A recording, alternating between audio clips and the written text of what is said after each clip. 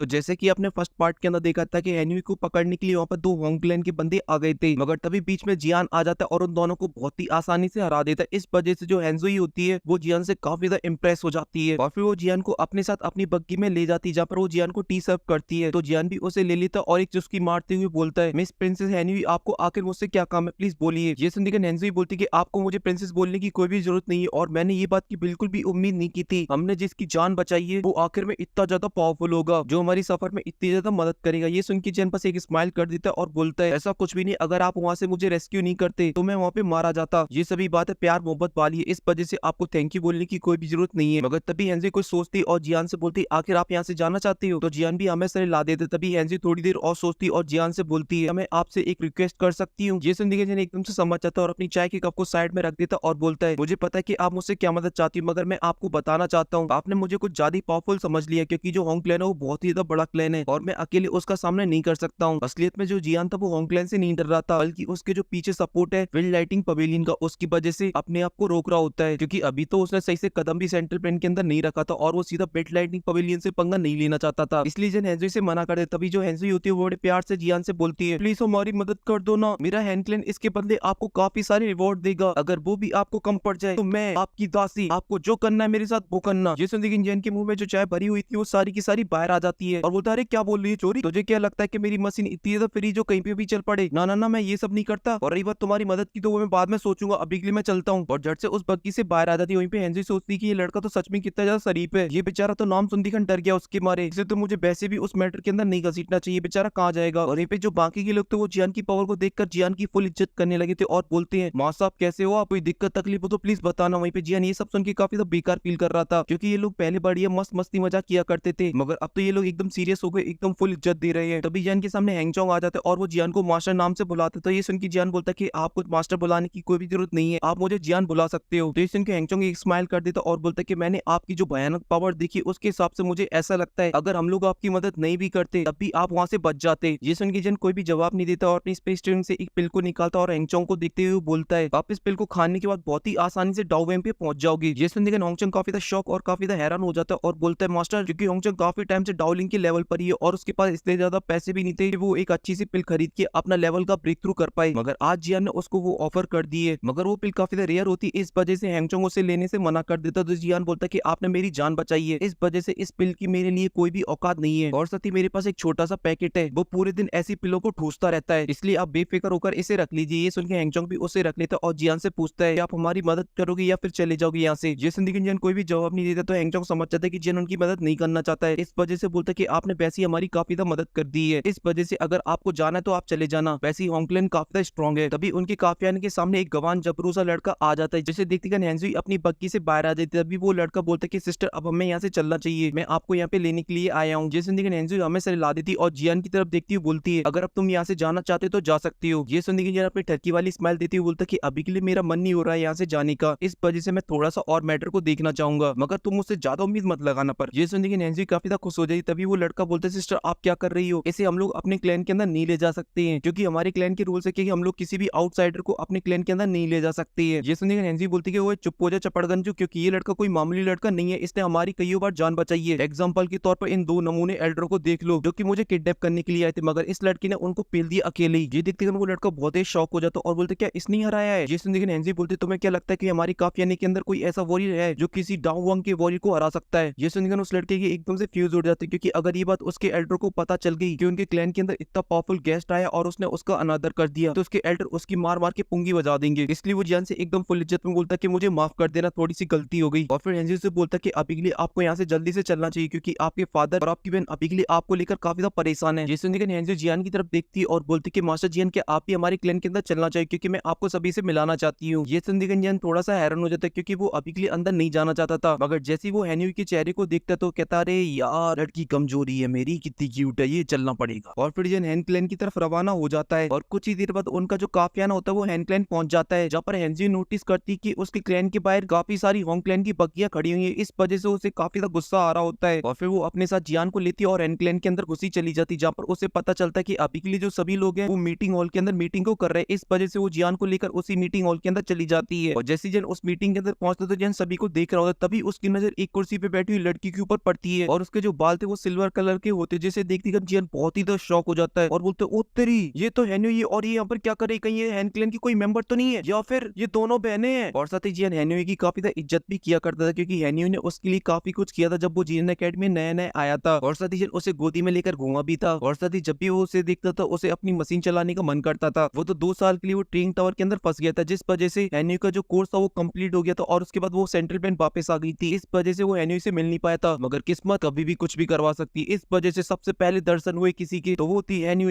इसी वजह से जो जियान के हाव भाव थे अब वो पूरी तरीके से चेंज हो चुके थे और फिर वो होंग क्लैन की तरफ गुस्से से देखता है, जहाँ पर काफी सारे लोग बैठे हुए थे और बदमाशी कर रहे होते हैं। और उनका जो लीडर था वो काफी ज्यादा यंग लड़का था, जिसकी जो शक्ल थी वो तो एकदम चुसी हुई आम की तरह थी, मगर उसका जो ऑरा था वो काफी ज्यादा पावरफुल था। और इस बंदी का नाम था होंग चोंग, जो कि यंग मास्टर था होंग क्लैन का। तभी हैन क्लैन का एक बूढ़ा आदमी खड़ा होता है और होंग चोंग से बोलता है कि तुमने आज अपनी औकात से ज्यादा बाहर निकल गए हो, जो तुम डायरेक्ट हैन क्लैन के अंदर घुस आए हो। मगर मैं तुम्हें बता देता हूँ, भले तुम विंड लाइटिंग पवेलियन के डिसाइबल हो, मगर हमारा हैन क्लैन भी कोई छोटा मोटा क्लैन नहीं है। ये सुनकर होंग चोंग बोलता है, मैं तो अभी के लिए यहाँ पर इसलिए आया हूँ, जो मेरी क्लैन ने आपके ऊपर कंडीशन रखी है उसका क्या स्टेटस है। ये सुनकर हैन क्लैन का लीडर हेन्यू की तरफ देखता, जो कि अभी के लिए काफी ज्यादा गुस्से में खड़ी हुई थी। ये देखकर वो समझ जाता है। इस वजह से हैन क्लैन का लीडर होंग चोंग से बोलता है, अभी के लिए जो तुम्हारा क्लैन वो भले ही हमारे क्लैन से काफी ज्यादा पावरफुल है, मगर हम फिर भी इतने ज्यादा बेबस नहीं कि हम तेरे जैसी चुसी हुई शकल के साथ अपनी दोनों लड़कियों की शादी करा दे। इस वजह से तू अपने बोरी बिस्तरा उठा और यहाँ से पहली फुर्सत में निकल ले। तभी होंग चोंग के चेहरे पे एक स्माइल आ जाती है और आगे बढ़ती हुई बोलता है कि अंकल मैं आपको बताना चाहता हूँ, अब मैं विंड लाइटिंग पवेलियन का एक इनर डिसाइबल बन चुका हूँ। ये सुनकर हॉल में जितने भी लोग खड़े होते हैं वो सभी के सभी काफी ज्यादा हैरान हो जाते हैं, क्योंकि विंड लाइटिंग पवेलियन का इनर डिसाइबल बनना कोई बच्चों का खेल नहीं है। अगर एक बार कोई बन जाता है तो विंड लाइटिंग पवेलियन में उसकी काफी ज्यादा इज्जत बढ़ जाती है। ये सुन के तो हैन क्लैन का लीडर भी काफी ज्यादा सोच विचार में पड़ जाता है। तभी होंग चोंग उनसे बोलता है कि मैं आपको एक मौका देता हूँ कि आप अपने क्लैन से कोई एक ऐसे बंदे को ढूंढो जो मेरा सामना करे स्काई स्टोन के ऊपर। अगर वो मुझे वहाँ पे हरा देता है तो मैं आपसे प्रॉमिस करता हूँ मेरा क्लैन 10 साल तक आपको परेशान नहीं करेगा, और अगर मैं जीत जाता हूँ तो फिर आपको अपनी दोनों बेटियों की शादी करानी होगी मुझसे। ये सुन के हैन क्लैन का लीडर काफी ज्यादा शॉक हो जाता है, क्योंकि हैंग चोंग कोई मामूली बंदा नहीं है, काफी ज्यादा टैलेंटेड है, क्योंकि इतनी सी कम एज के अंदर ही ये डाउ वांग के 7 या 8 स्टार पे पहुंच चुका है। और इसी टैलेंट की वजह से विंड लाइटिंग पवेलियन ने इसे अपना डिसाइबल बना लिया और अब तो ये नर एकेडमी का डिसाइबल बन चुका है। इस वजह से इसे काफी ज्यादा रेयर टेक्निकें दी गई होंगी। मगर तभी हॉल के अंदर एक आवाज गूंजती और बोलती कि मैं तुम्हारे इस चैलेंज को एक्सेप्ट करती हूँ, मगर इस कंपटीशन के अंदर मेरा हैन क्लैन हार जाता है तो बस मैं तुमसे शादी करूंगी, मेरी छोटी बहन शादी नहीं करेगी। और ये आवाज किसी और की नहीं, ये होती है हेन्यू की। ये सुन के होंग चोंग बोलता है, कोई दिक्कत वाली बात नहीं है, आन दो, तुम ही आन दो। उसके बाद तो वो साली बनी जाएगी और वो तो आधी घरवाली होती है। इस वजह से हमारे बीच की जो डील थी वो डन होती है और मैं मिलता हूँ आपसे 3 दिन बाद। और ये बोल के वो अपनी पलटन को लेके वहां से चला जाता। तभी हैन क्लैन का लीडर हेन्यू से पूछता है, क्या तुम में इतनी ताकत है कि तुम उसे हरा सकती हो? तो ये सुन के हेन्यू निराश हो जाती और बोलती कि नहीं, मैं उसे किसी भी कीमत पे नहीं हरा सकती हूँ, मगर ऐसा करने की वजह से जो मेरी बहन की लाइफ है वो बच जाएगी। और ये सुनकर जो हेन्यू होती है वो सामने आ जाती है उन लोगों के और बोलती तुम कौन होती हो ये सब डिसाइड करने वाली। और यहाँ पे हेन्यू जब अपनी बहन को एकदम सही सलामत देखती है तो उसे काफी ज्यादा खुशी होती है और बोलती है, हमारे क्लैन को बचाने के लिए हमारे पास सिर्फ एक ही रास्ता है, क्योंकि हैंग चोंग काफी ज्यादा टैलेंटेड है और उसे यहाँ पे कोई भी नहीं हरा सकता है, इसलिए हम लोग बस इतना ही कर सकते हैं, हम लोग उसे जितना कम दे उतना ज्यादा फायदा है हमारे लिए। ये सुनकर हेन्यू बोलती है बिल्कुल नहीं, क्योंकि मेरे पास उसका बाप है, और बोलती कि बाहर आ जाओ। जी बोलती है वहाँ पे हमारा टर्की आ जाता है, जिसे देख के सभी के सभी काफी ज्यादा हैरान हो जाते। तभी जियान हेन्यू से बोलता है, अरे सीनियर बहुत टाइम बाद। और यहाँ पे हेन्यू के तो जियान को देख के एकदम से फ्यूज उड़ चुके होते और वो जियान से बोलती तुम आखिर यहाँ पे क्या कर रहे हो? अब ये सुन के एकदम से छोटी वाली के फ्यूज उड़ जाते और बोलती बड़ी बहन आप इसे जानती हो? तो हेन्यू बोलती हाँ बिल्कुल जानती हूँ, क्योंकि जिन एकेडमी के अंदर ये मेरा जूनियर था। ये सुनने के वहाँ पे जितने भी लोग थे वो सभी के सभी हैरान हो जाते हैं। वहीं पे जो हैन क्लैन का लीडर होता है वो जियान का सिटी स्कैन करने लगता है, मगर वो डाउजोंग पे होने के बावजूद भी जियान के बारे में कुछ भी पता नहीं कर पाता है। तभी हेन्यू अपने फादर से जियान को इंट्रोड्यूस कराती है और बोलती है मेरे फादर है, इनका नाम है हैन चोंग। और यहाँ पे सभी लोगों को इंट्रोड्यूस कराती है जियान से और बोलती है ये है जियान। और ये बंदा बिल्कुल भी टैलेंटेड नहीं है, क्योंकि ये चलती फिरती फैक्ट्री टैलेंट की, क्योंकि हम लोग जब जियन एकेडमी के अंदर थे तब ये डाउवेंग पर था, तब इसने एक डाउजोंग लेवल की वॉरी को भी पिल डाला था। और साथ ही जियन एकेडमी के अंदर 2 साल के अंदर ही इनर एकेडमी स्ट्रॉन्ग रैंकिंग के अंदर 3rd पोजीशन पे पहुंच गया था। वैसे तो ये 1st पोजीशन के ऊपर ही होना चाहिए था, मगर क्या करे इनकी जो सपोर्टर थी वो इनसे भी ज्यादा पावरफुल निकली। मगर इस बंदे को बस बोला जाए तो ये चलती फिरती टैलेंट की फैक्ट्री है। अब ये सुनकर हॉल में जितने भी लोग थे वो सभी के सभी काफी ज्यादा शॉक हो जाते हैं, क्योंकि ये लोग भी जियन एकेडमी की स्ट्रॉन्ग रैंकिंग के बारे में थोड़ा बहुत जानते थे। तभी जन टर्की वाली स्माइल के साथ बोलता है, अरे सीनियर आपको ज्यादा मेरी तारीफ कर रही है यार, मैं इतना ज्यादा भी खास नहीं हूँ। और वो ये सुन के क्या रिप्लाई देगी वो तो आपको आगे चल के एपिसोड के अंदर पता चलेगा। अभी के लिए इस वीडियो में सिर्फ इतना ही। अगर आपको पसंद आए तो प्लीज वीडियो को लाइक कर देना, साथ ही चैनल को भी सब्सक्राइब कर देना। मैं मिलता हूँ आपसे नेक्स्ट वीडियो में, तब तक के लिए आप सभी को बहुत सारा प्यार।